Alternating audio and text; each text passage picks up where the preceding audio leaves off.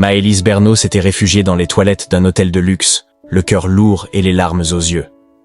Elle pensait que cette soirée ne pouvait pas être pire, jusqu'à ce qu'un homme en costume sur mesure pousse la porte par erreur. Son regard croisa le sien, et à cet instant précis, Maëlys sentit que sa vie était sur le point de basculer. Elias Monclerc était le genre d'homme qui semblait avoir tout réussi. À 35 ans, il dirigeait Monclerc Innovation, une entreprise technologique spécialisée dans l'intelligence artificielle appliquée à la finance et aux infrastructures urbaines. Elias avait fondé la société 10 ans plus tôt, après avoir quitté une prestigieuse école d'ingénierie en France. Son algorithme révolutionnaire de gestion des risques financiers avait rapidement attiré l'attention des plus grands investisseurs du monde. En quelques années, il avait bâti un empire évalué à plusieurs milliards d'euros, avec des bureaux à Paris, New York et Tokyo. Les banques et les gouvernements faisaient appel à Monclerc Innovation pour sécuriser leurs systèmes financiers et optimiser leurs investissements stratégiques. Mais derrière cette réussite fulgurante, Elias cachait un vide profond. Il vivait dans un penthouse luxueux surplombant la Seine, conduisait une Aston Martin dernier modèle et portait des costumes sur mesure de chez Berluti. Mais une solitude froide régnait dans son quotidien. La pression constante du travail, les attentes de ses actionnaires et la superficialité du monde des affaires l'avaient enfermé dans une routine impitoyable. Il avait appris à maîtriser ses émotions, à ne jamais montrer le moindre signe de faiblesse. Orphelin de mère à l'âge de 8 ans, Elias avait grandi sous le regard sévère de son père, Paul Monclerc, un homme d'affaires redouté dans le secteur industriel. Son père lui avait appris très tôt que le succès se mesurait à la richesse et au pouvoir, et que les émotions n'étaient jamais qu'un luxe réservé aux faibles. Elias avait donc appris à se protéger, à ériger une muraille de contrôle autour de lui. Ce soir-là, Elias assistait à un gala de charité dans l'un des hôtels les plus prestigieux de Paris, le Majestic Royal. La salle de réception brillait de 1000 feux sous les lustres en cristal de Baccarat. Les hommes en smoking et les femmes en robe de créateur échangeaient des politesses creuses et des sourires figés. Elias détestait ce genre de mondanité, mais il savait que sa présence était attendue. Monclerc Innovation finançait une partie des programmes de recherche sur la sécurité des données, et sa réputation d'homme d'affaires visionnaire était une pièce maîtresse de l'image de l'entreprise. Après avoir prononcé un discours parfait sur l'importance de l'innovation éthique, Elias sentit le besoin de s'éloigner de cette foule oppressante. Son téléphone vibra dans la poche intérieure de son costume. Un appel urgent d'un partenaire japonais. Il décrocha tout en cherchant un endroit tranquille. Distrait, il ouvrit une porte dorée à l'écart de la réception et entra. Ce qu'il vit le fit s'arrêter net. Assise par terre, adossée au mur de marbre blanc, une jeune femme pleurait doucement, le visage enfoui dans ses bras. Elle portait une robe noire simple, un peu trop usée pour ce genre d'événement, et une paire de ballerines élimées. Une longue chevelure châtain tombait en désordre sur ses épaules tremblantes. Elle serrait un petit téléphone fissuré dans sa main. Lorsqu'elle releva la tête, Elias fut frappé par la couleur de ses yeux. Un vert pâle, presque translucide, cerné par des larmes qui brillaient sous la lumière dorée. « Qu'est-ce que vous faites ici ?» demanda-t-elle, la voix tremblante. Elias comprit immédiatement son erreur en voyant les miroirs, les petites tables de maquillage et les fauteuils roses. Je suis désolé. Je ne savais pas. » La jeune femme essuya ses joues du bout des doigts et tenta de se lever, mais ses jambes flageolantes l'obligèrent à se rasseoir.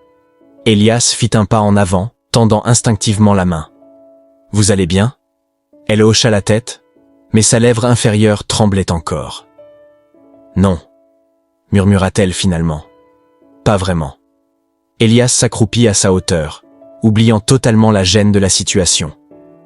Que s'est-il passé? Elle le regarda avec une expression mêlée de défiance et de vulnérabilité. « Vous ne pouvez rien y faire » répondit-elle sèchement. « Essayez-moi » répondit Elias doucement. Elle soupira, visiblement partagée entre la méfiance et le besoin de vider son cœur. « Mon patron vient de me virer » finit-elle par dire. « Pourquoi ? Parce que j'ai osé défendre une collègue qui se faisait harceler. Il m'a dit que j'étais trop difficile et que je n'étais qu'une serveuse remplaçable. » Elias sentit une tension désagréable lui nouer la gorge. « Quel est votre nom ?»« Maëlys Bernot. »« Maëlys, écoutez, laissez-moi vous aider. Elle secoua la tête. Ce n'est pas votre problème. Elias hésita un instant, puis sortit une carte de visite de la poche intérieure de sa veste. Venez travailler pour moi. Comme assistante personnelle. Rien de permanent, juste le temps de vous remettre sur pied. Pourquoi feriez-vous ça? Demanda-t-elle avec méfiance. Parce que j'ai besoin d'une assistante compétente. Et parce que vous avez eu le courage de défendre quelqu'un d'autre, même si ça vous a coûté cher. Maëlys resta figée un moment, avant de prendre la carte entre ses doigts fins. Je réfléchirai. Elias lui sourit légèrement. Faites plus que réfléchir. Appelez-moi. Le lendemain, Maëlys appela. Elle découvrit rapidement qu'Elias n'était pas seulement l'homme glacial que le monde des affaires décrivait. Il se montrait attentif, presque protecteur. Sous ses airs de magnate froid, il y avait un homme blessé, marqué par la solitude et la peur d'aimer. Maëlys apportait une chaleur qu'Elias n'avait jamais connue. Elle l'aidait à gérer ses journées infernales, mais elle lui rappelait surtout que la vie ne se résumait pas à des tableaux de chiffres et à des acquisitions d'entreprise. Un soir, alors qu'il partageait un dîner tardif dans le salon du penthouse d'Elias, il posa sa main sur la sienne. « Tu n'es pas obligé de m'aider, » murmura-t-elle. « Peut-être que je suis celui qui a besoin de ton aide, » répondit-il. Lors du prochain gala, Elias annonça qu'il financerait le projet de Maëlys, une pâtisserie communautaire pour aider les jeunes en difficulté à retrouver un travail. « Pourquoi fais-tu tout ça ?» demanda-t-elle. « Parce que je t'aime, » répondit-il simplement. Maëlys sourit, les larmes aux yeux. « Moi aussi. » Elias Moncler, l'homme qui avait bâti un empire technologique, venait de trouver ce qu'aucune fortune ne pouvait lui offrir, le véritable amour. Les mois passèrent, et la relation entre Elias et Maëlys s'approfondit, devenant une évidence aussi naturelle que le lever du soleil. Elias n'était plus ce magnate solitaire, enfermé dans son monde de contrôle et de chiffres. Maëlys lui avait appris à relâcher la pression, à respirer, à sourire sincèrement. Il se surprenait à rire de bon cœur, à prendre des journées entières loin du bureau pour simplement marcher avec elle le long de la Seine, main dans la main. Maëlys, elle, avait trouvé une stabilité qu'elle n'avait jamais connue. Grâce au soutien d'Elias, elle ouvrit finalement sa pâtisserie communautaire, un charmant petit café dans le quartier du Marais. Les jeunes qu'elle y formait retrouvaient peu à peu confiance en eux, et Elias venait souvent s'asseoir à une table près de la fenêtre, une tasse de café à la main, le regard plein de fierté en la voyant guider ses apprentis.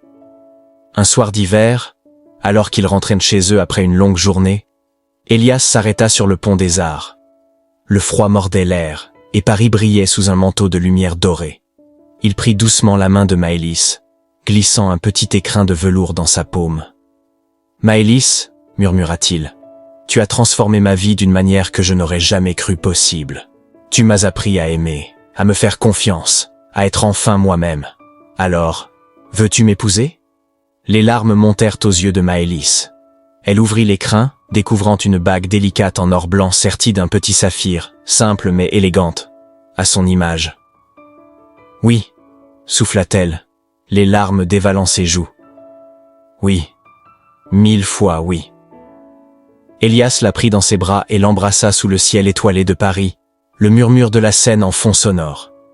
Le magnate du monde de la finance avait trouvé ce que ni le pouvoir ni la richesse n'auraient jamais pu lui offrir. Un amour véritable, profond, fait de confiance et de simplicité. Ce soir-là, Elias Moncler comprit qu'il avait enfin trouvé son véritable bonheur, et qu'il n'avait rien à voir avec l'argent ou le succès. Maëlys était son ancre, son refuge, son évidence. Et avec elle, il était enfin complet. La véritable force d'une femme ne réside pas dans ce qu'elle possède, mais dans le courage de rester fidèle à ses valeurs, même face à l'adversité. Maëlys avait appris que défendre ce qui est juste n'est jamais une faiblesse, mais une force précieuse. Et en ouvrant son cœur, elle avait découvert que l'amour véritable ne naît pas dans la perfection, mais dans l'acceptation de ses failles et dans le respect mutuel.